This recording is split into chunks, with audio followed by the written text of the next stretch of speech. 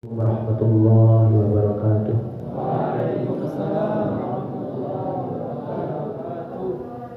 Alhamdulillah, la haula wa la quwwata illa billah. Assalatu wassalamu ala rasulillah. Amma ba'd.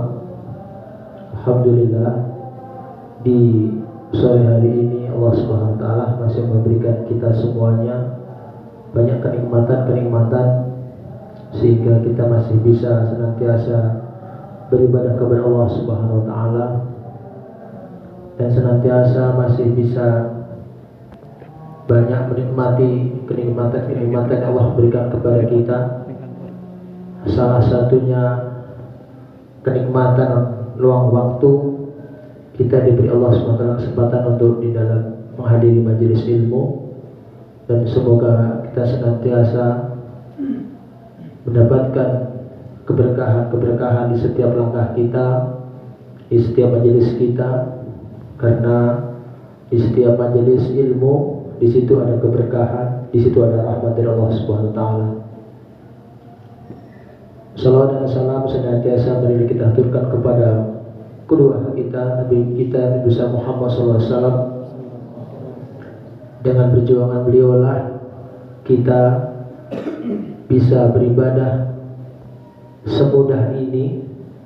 Dengan perjuangan beliaulah kehidupan kita banyak ditata, kehidupan kita yang bingung menjadi terang, yang gelap yang belok menjadi lurus.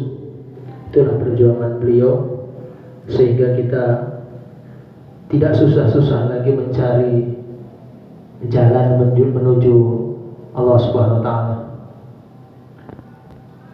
Para jamaah yang dengan Allah Subhanahu wa taala, insyaallah pada kesempatan ini saya ingin menyampaikan beberapa poin atau materi berkaitan tentang guru. Kepada siapakah kita harus berguru? Kepada siapakah kita harus belajar? Di sini ada empat urutan kita belajar kepada siapa. Yang pertama adalah kepada Allah Subhanahu wa taala. Ini sangat jelas di Al-Quran disebutkan. Salah satunya di surat Al-Alaq, itu langsung dari Allah Subhanahu wa taala. Kita suruh belajar, perintah mencari ilmu langsung dari Allah Subhanahu wa taala. Bahkan di ayat lain juga disebutkan, surat yang lain,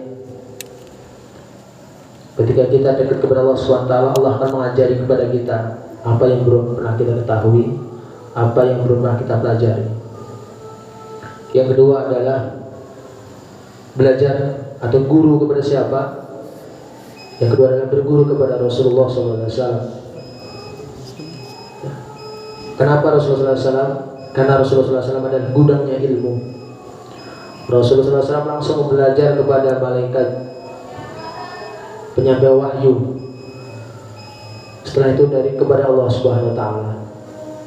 Makanya ketika kita disebut beriman, ketika kita disebut cinta kepada Allah Subhanahu wa taala, syaratnya mengikuti Rasulullah SAW.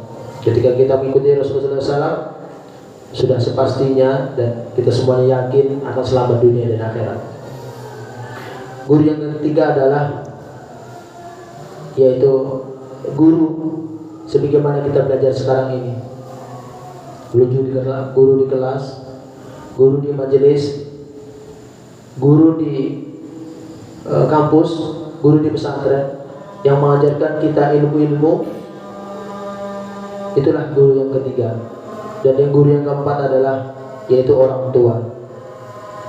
Orang tua mungkin sebagian ada yang tidak sekolah, mungkin sebagian ada yang tidak mencapai kuliah, tapi hampir 50%, bahkan hampir 100% ilmu itu didapatkan melalui orang tua. Siapa yang mengajari kita semuanya makan tangan kanan? Sebelum mengenal hadis tentang makan tangan kanan, orang tua belum tentu hafal hadis, tapi sudah mengajarkan kebaikan-kebaikan kepada kita semuanya. Oleh sebab itulah ilmu yang pertama adalah dari orang tua yang patut kita syukuri, patut kita balas langsung.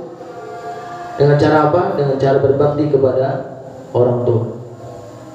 Sampai-sampai disebutkan keridhaan Allah terletak kepada keridhaan orang tua. Kemurkaan Allah terletak kepada kemurkaan orang tua. Sebesar apapun, sebanyak apapun ilmu yang kita dapatkan, gelar setinggi apapun, ketika orang tua tidak ridho, maka disitu sangat sia-sialah. Bahkan sesoleh apapun, ketika orang tua itu tidak ridho sampai orang tua itu kecewa, maka guru yang kedua, guru yang pertama, kedua, ketiga itu biasanya tidak menghasilkan apapun. Walaupun orang tua belum hafal hadis, walaupun orang tua belum hafal Al-Quran, tapi ketika sering menyakiti orang tua, mengecewakan orang tua, semua itu akan binasa, semua itu akan sia-sia. Bahkan mengajarkan kepada kita semuanya, memberikan contoh kepada kita semuanya, berbeda agama pun tetap harus berbakti kepada orang tua. Apalagi yang setiap hari mengajarkan kita semuanya kebaikan-kebaikan. Para jamaah dari Allah Subhanahu wa taala, mungkin 4 poin itu yang bisa saya sampaikan. Semoga kita semuanya bisa mengambil pelajaran sehingga kita menjadi orang-orang yang berilmu sebagaimana disebutkan di Al-Quran. Allah akan mengangkat derajatnya orang-orang yang berilmu dan beriman, atau beriman dan berilmu sepaket. Para jamaah Allah Subhanahu wa taala, ada kurangnya mohon maaf, ada lebihnya datang dari Allah Subhanahu wa taala. Saya akhiri, assalamualaikum warahmatullahi wabarakatuh.